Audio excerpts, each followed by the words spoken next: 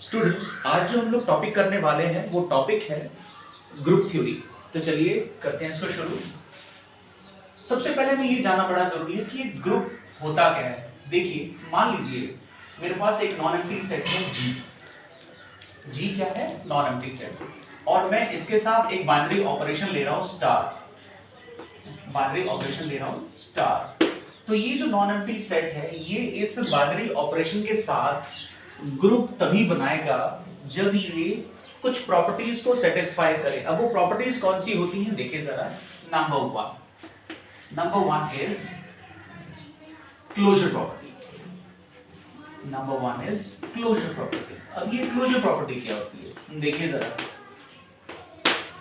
ये जो non empty set है, अगर मैं इसमें से कोई भी दो एलिमेंट पकड़ लूं और उन दोनों एलिमेंट के ऊपर ये बाइनरी ऑपरेशन लगाने के बाद जो एलिमेंट मुझे मिले वो अगेन अगर इसी के अंदर हो तो उसे बोलते हैं क्लोजर प्रॉपर्टी। मतलब क्या कि A star B belongs to G और all A, B belongs to G। ठीक है। उसके बाद हमारा दूसरा है एसोसिएटिव प्रॉपर्टी। Associative property. अब ये एसोसिएटिव प्रॉपर्टी क्या होती है देखिए जरा। एसोसिएटिव प्रॉपर्टी, एसोसिएटिव प्रॉपर्टी क्या कहती है कि कोई भी आप तीन एलिमेंट पकड़ लीजिए इस ग्रुप के, मतलब सॉरी इस नॉन एम्प्टी सेट के, अगर मैं उनको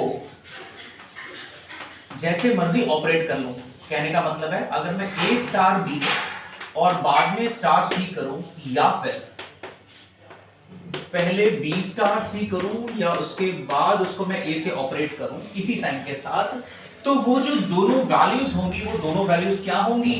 वो दोनों वैल्यूज बराबर होंगी। And this holds for all A, B,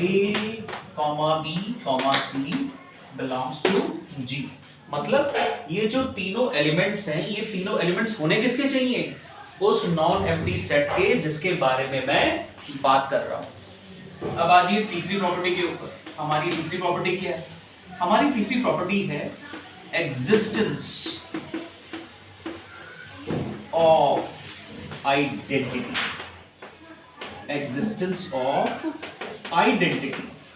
अब ये एग्जिस्टेंस ऑफ आइडेंटिटी का मतलब क्या होता है? देखिए, ये जो हमारा नॉन एम्प्टी सेट है जी, इस नॉन एम्प्टी सेट के पास एक ऐसा एलिमेंट पक्का होना चाहिए जो किसी दूसरे एलिमेंट की जो आइडेंटिटी है उसको चेंज ना करे। इसका मतलब क्या हुआ कि for all A belongs to G, आप उस नॉन एम्प्टी सेट का कोई भी एलिमेंट अगर पकड़ लें तो there exist E belongs to G। उस नॉन एम्प्टी सेट के पास एक एलिमेंट होना चाहिए जिसको कहते हैं E, सच दैट ताकि अगर आप उस A में ऑपरेट करें E या E में ऑपरेट करें A, कहने का मतलब ये है कि चाहे आप E को राइट साइड से मल्टीप्लाई करवाएं, चाहे आप उसको लेफ्ट साइड से मल्टीप्लाई करें, आपका वही एलिमेंट आपको दोबारा मिल जाए। ठीक है, ये है हमारी एग्जिस्टेंस ऑफ आइडेंटिटी। अब चौथी प्रॉपर्टी है, last but not the least, that is existence of inverse. अब ये एग्जिस्टेंस ऑफ इनवर्स का मतलब क्या होता है?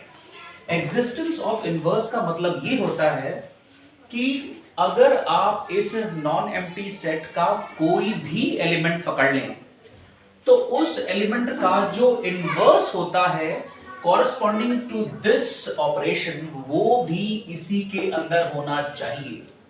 अगर ऐसा होता है तभी वो नॉन एम्प्टी सेट जो है वो इस प्रॉपर्टी को सेटिस्फाई करवाता है, अदरवाइज नहीं करवाता। चलिए देखिए मैंने क्या बोला।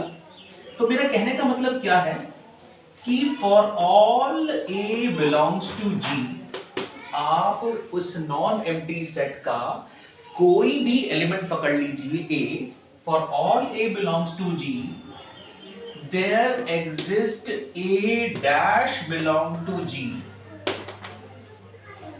हर A के कॉरस्पॉन्डिंग एक A डैश G के अंदर होना ही चाहिए, सच दैट कि अगर मैं A स्टार A डैश करूं या फिर A डैश इंटू A करूं तो मुझे क्या मिल जाए? मुझे मिल जाए E, जिसे हम कहते हैं आइडेंटिटी एलिमेंट। तो दोस्तों इस तरीके से मतलब कोई भी नॉन एम्प्टी सेट किसी भी बाइनरी ऑपरेशन के साथ ग्रुप बनाता है अगर वो इन 4 प्रॉपर्टीज को सेटिस्फाई करवा दे। तो आगे आने वाली वीडियोस में हम लोग देखेंगे कि किस तरीके से हम इन चीजों का इस्तेमाल करके पता लगाते हैं कि कोई भी नॉन एम्प्टी सेट किसी बाइनरी ऑपरेशन के साथ ग्रुप बनाता है या नहीं बनाता।